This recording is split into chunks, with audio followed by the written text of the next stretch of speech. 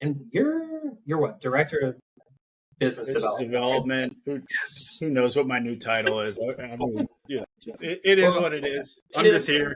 Well, I'm going to start off with so we're here with Ian Walters, who is our Director of Business Development for the Wabash Marketplace. We're going to start off with the most important question of the session is what's your go-to snack? My go-to snack? Oh Yeah. man. So recently I got introduced to the Kodiak protein bars that come Oh, in that's right. s'mores and chocolate chip. So like I'm a big protein bar guy, but having those is nice because it's more like a candy bar. Yeah. I So like those. I get the little bit of like the guilty pleasure while also not feeling so bad about myself. So I got No, that's solid. I was that's right. You brought this to my attention at the office. So yeah those I probably had like four of them. So I don't yeah know if I was like I don't know if like the quantity intake is good on the body, but they're really good. yeah.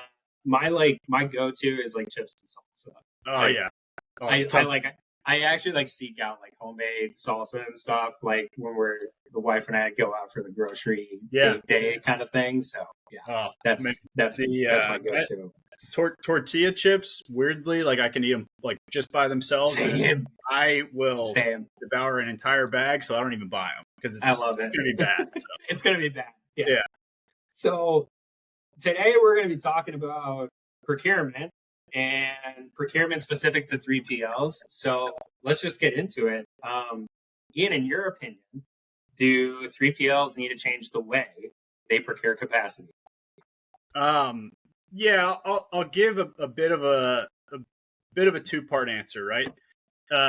No, they don't need to if they want to just kind of continue to go about, business as usual, like riding the cycles of, hey, I'll just, make a ton of money when the market's hot. And then as the market kind of comes back down, right, like that's when I know that I'll, need to rethink my strategy from a procurement perspective, right? And really think about, how do I get deeper with my shippers and whatnot through traditional ways, right? And that's perfectly fine.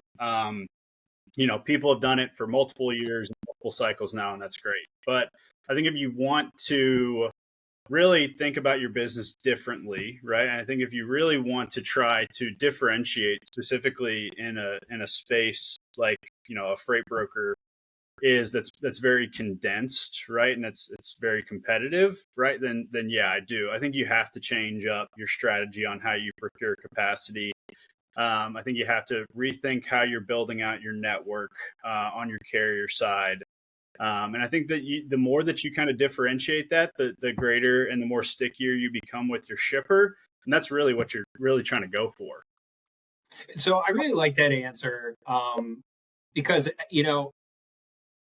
let me I think you framed it up really well for this what I really want to understand more of is do you feel 3PLs are starting to become more aware that again it's not like that's how you scale and grow for a 3PL is like relying on the underlying carrier base to grow the network, right? But like as you started to have more conversations because we're in a very different type of market than we've ever been in, and candidly it doesn't look like it's getting better anytime in the near future yet. But do you feel that there's more of an awareness that those traditional procurement methods present limitations, and if so, like specifically like what have you maybe seen or heard from in some of those conversations with customers? Yeah. I mean, I think no matter the market, right, there's always going to be limitations to the model, right? And it's a little bit of the paradox that the brokerage or 3PL model kind of brings, which is, don't want to have total control over the underlying carrier, right? But want to, essentially have the ability to control, so to speak, right? As far as whenever they're on a load or whenever they're, running a project for you or whatever it might be, right? So I think that that's really one of the biggest challenges that comes with, again, but while doing that, while also navigating the upcycle or the down cycle, or whatever seasonality kind of comes into play, or if there's a hurricane or whatever kind of network dislocation that's going to come from any sort of event like that. That's where you kind of run into trouble, and that's where you see a bunch of different obstacles that are going to come, specifically on the capacity side, right? Because I think what the best brokerages do is, again, they create a essentially a marketplace where you have stickiness on both sides, right? You're very sticky with your shipper, and you're very sticky with your carrier. In an ideal kind of situation, you're essentially the core source of freight for that carrier, right? So the more that you can, again, differentiate, or the more that you can think through, how do I build out my network like this to create stickiness with that carrier, that's only going to pay dividends for you. And, you're going to have consistency in your buy side rates, right? You're going to be able to essentially go to your shipper and act as if you are an asset-based carrier because you have such stickiness on the carrier side, right? But you don't necessarily have to have the capital investment to do so. So again, that's one of those things where I think that as more and more brokers have entered into the space over the last, call it 10, 12, 15 years, I think that some of them are starting to figure that out now. And that's really kind of where you're seeing that separation for the brokers that, maybe are just kind of hovering in that small to mid market versus those that are really kind of going mid market to kind of large market. Okay. And so one point you talked about is with, the bidding piece, right? When it comes to bidding on the freight with your rates and what that underlying impact is. So I mean, with this, when we think about like RFPs, annual bids and things like that, is there an added pressure when you're a 3PL going into those bid seasons and having to just rely on it? And again, we're really talking about, when we think about capacity specific to kind of where Wabash plays now with trailers as a service, really on the equipment side with providing that trailer cap, right? Yep. And my question to you is what type of pressure and maybe like implications or results come from having to be over reliant on your carriers when it comes to having to provide that trailer capacity? Does that impact bid season at all? And if so, how does that kind of play out and work?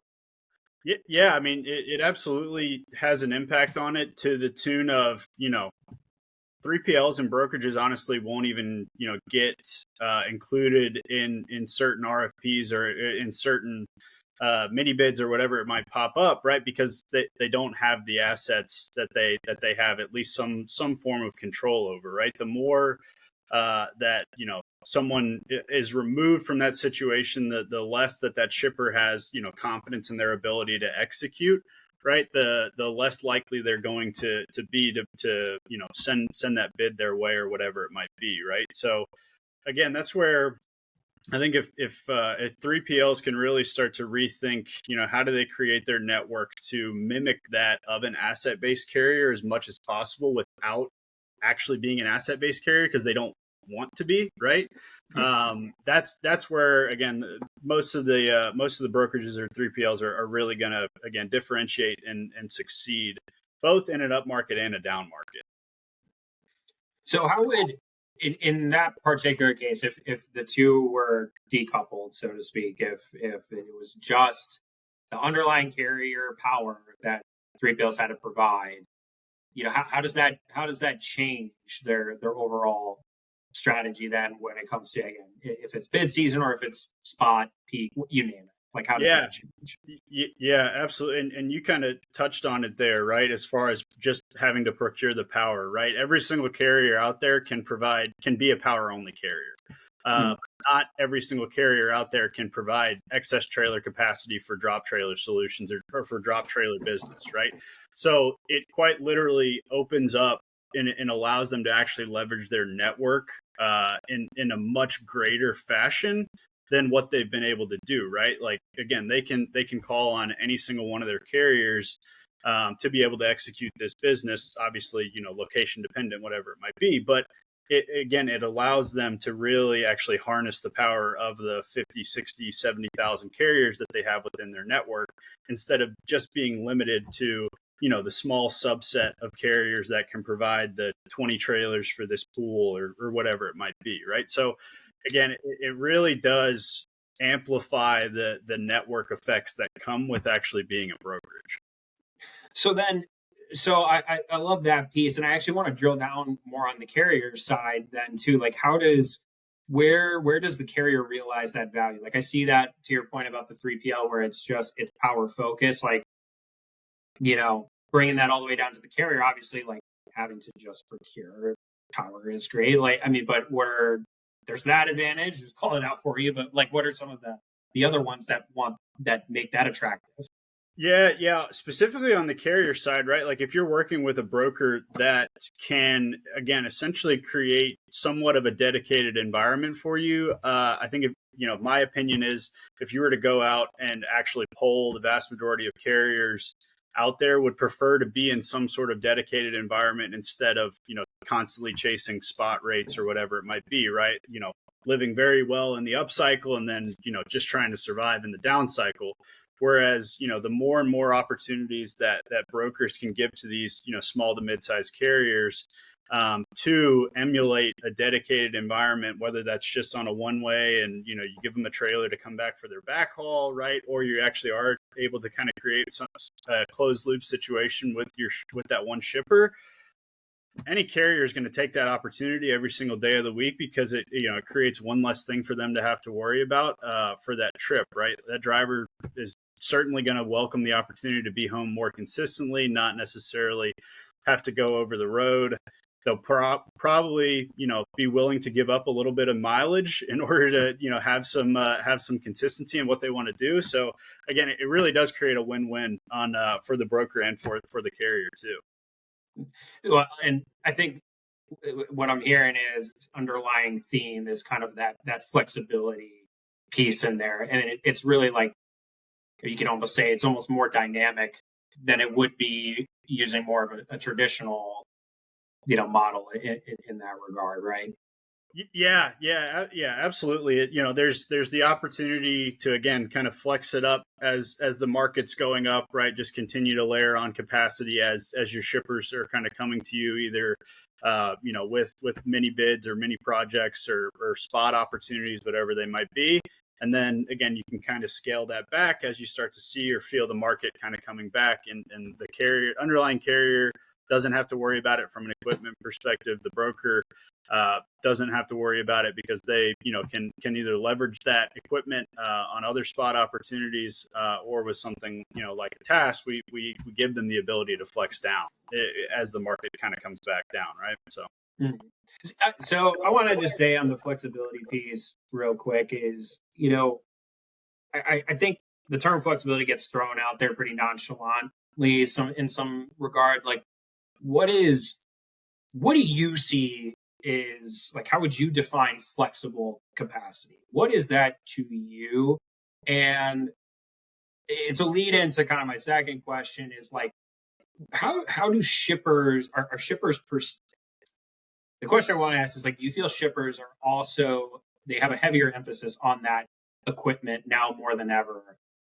Just as like 3PLs and brokers have kind of become, the norm now over the last 10 years. So I know there's a lot in there, but yeah, help me unpack. Yeah. So the flexible capacity piece, right? Like, how do I define that? I think that, again, like all things, it's a little bit of a nuanced answer, right? But there's a short, medium, and long term aspect to it, just like there's a short, medium, and long term aspect to freight, right? Like there's the spot side, which is going to be short term, very short length of haul, or medium length of haul, you're just kind of transactional basis. And then there's the contract, which can come through in the way of a mini bid, which is going to, or a project, which is going to last, call it 3 to 6 months. And then you've got the annual RFP, right? So, which is obviously, on an annualized basis, or you have dedicated contracts that last for 2-3 years, whatever it might be, right? So that is, having a capacity solution that can fit within each of those buckets, that's what I would consider flexible, right? Because you just want to have the ability to go to a single provider to say, I need a trailer for, call it 5 days.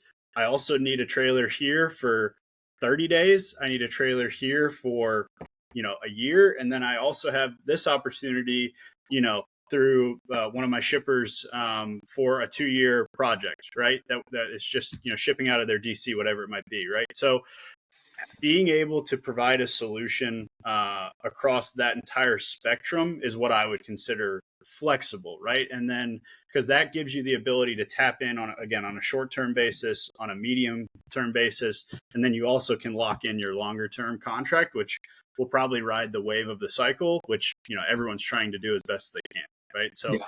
I think that as far as your flexibility piece, and then are shippers kind of putting more and more emphasis on the equipment, or are they paying more attention to the equipment? I mean, yeah, absolutely. I think they absolutely are, right? Like the rise of drop trailer over the last, call it 10, 15 years, as e-commerce has continued to kind of boom and take up a bigger piece of the pie. And just as other shippers just get a little bit more sophisticated with their kind of supply chain strategy, right? Like there's a lot that has driven the desire for drop trailer freight, right? And so naturally, you've got to have the trailers to execute that. And so, yeah, I think you're going to continue to see that. And then I think, especially as we start to get into an autonomous world, right, where the need for trailer capacity is only going to grow. Typically you'll see, call it a 2.5 to 3, trailer to truck ratio, right? People are saying once you kind of get into the autonomous space, you're probably going to need somewhere in the ballpark of 5, maybe up to 7 trailers per truck or per tractor. Yeah, there's going to be a heavy emphasis from the shipper perspective to focus on the equipment side too. Okay.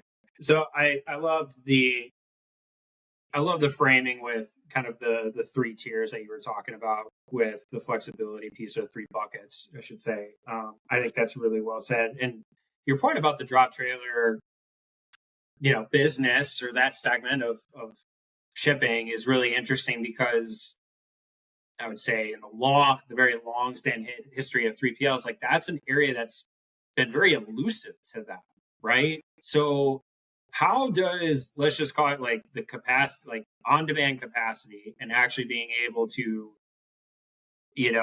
have access, not only access, but not actually having to own it and manage it? Like, how does a solution like that enable them to enter those markets, or new contracts or lanes with their customers? How does that play out? Yeah.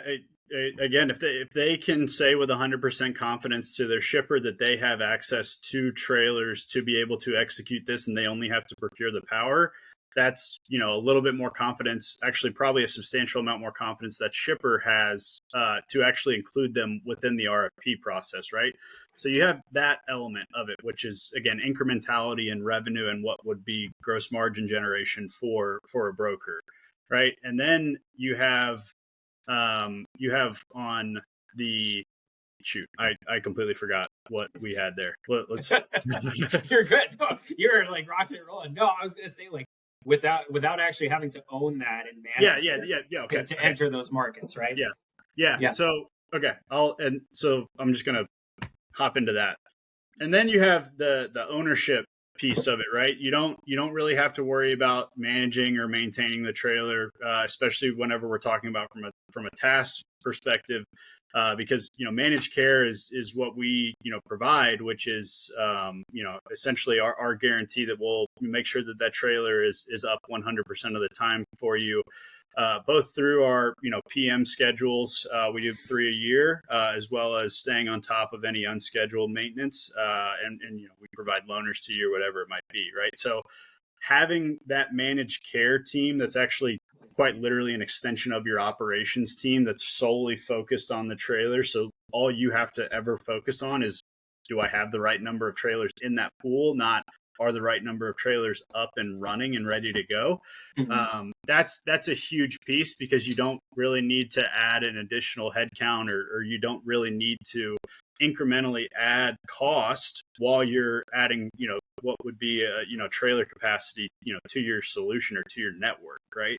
So that's huge, because especially in this environment, every single dollar matters, right? And so the ability to save on one side, from an operations perspective, the ability to unlock incremental or net new revenue or gross margin generation, is a whole other thing. So it's a positive across the board.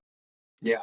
No, I think that's really well said. And again, it's like, if you're if you're not already thinking about how to enable the org to, it's as simple as like, is grow, but it's like duh, the grow is trying to grow, but it's like, think of new ways to to open those new markets. And I think sometimes the equipment piece maybe gets a little lost in that, where it's like, hey, just the more we grow the network, right, the more access, and we can provide the underlying capacity, we can be cheaper, more cost affordable, we can service better. But it's like, it's not always like, yeah, that's all true, but there's also this other piece, right, that is could be a little more strategic than that.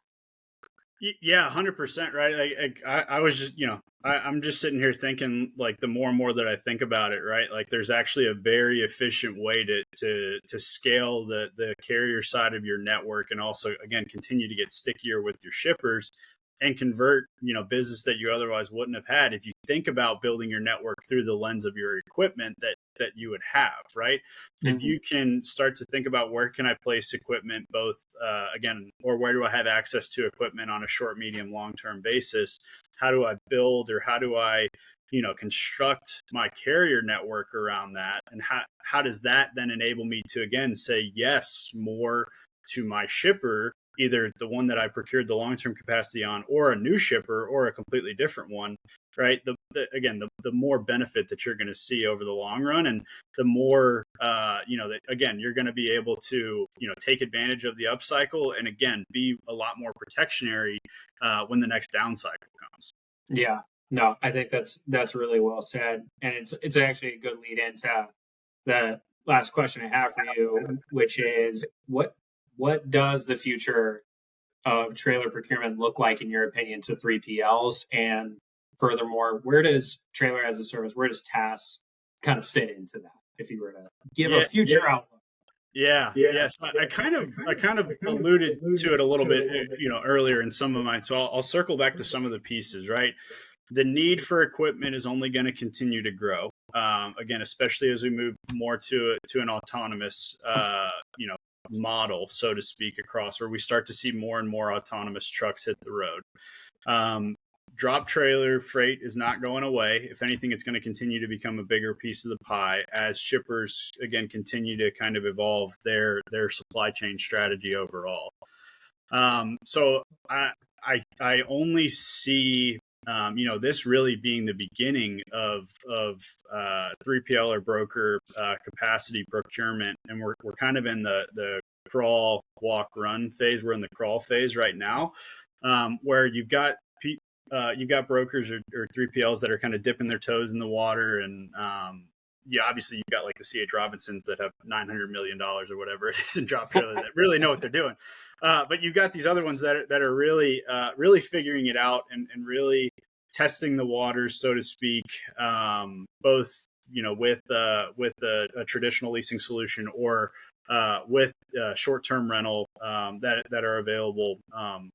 So I think that's going to continue to grow. That's going to continue to become more and more prevalent within the industry. And TaaS, obviously TaaS, being that solution that can fit both on a short, medium, and long-term basis. I think TaaS is a very, clear plug-in for brokers that, again, either are just into the drop trailer space, or just getting into it and don't really know the pieces that they need, but need that flexibility. Or, the more mature ones that are like, I know exactly what I need. I need, 500 trailers tomorrow, right? Like, that's where TaaS can really plug in and be able to execute to that. And then what was the last piece of that? Oh, the crawl, walk, run, right? So Mm-hmm. walking is where, brokers and 3PLs actually, start to see, true benefit of really having these trailers, very long term, right? And so that's where you start to see them get into more, again, either longer term lease type solutions or whatever it might be. And then running is where now they're actually starting to, especially the kind of larger brokers, are actually really starting to see the benefits, and they're thinking about actually owning these trailers, right? They're thinking about a capital strategy allocated to trailers, so then they can get the benefits from a financial and tax perspective of actually owning the trailers, right? And that's really, again, not only where Tache, but where Wabash as a whole actually plugs in, is able to provide capacity across the spectrum. I love it. I love it. I think next time we're going to have you do spreadsheets, and we'll start sharing the specifics on it. Oh yeah. But no, I really appreciate your insights. I think, for those that make sure to give Ian a follow on LinkedIn. Ian behind the scenes, we got to get you posting more on LinkedIn. Ian does a great job with like the little market forecast that he sends out and kind of how that relates back to the offering. I mean, I don't know, man. We got to brand you somehow. I've taken a small hiatus.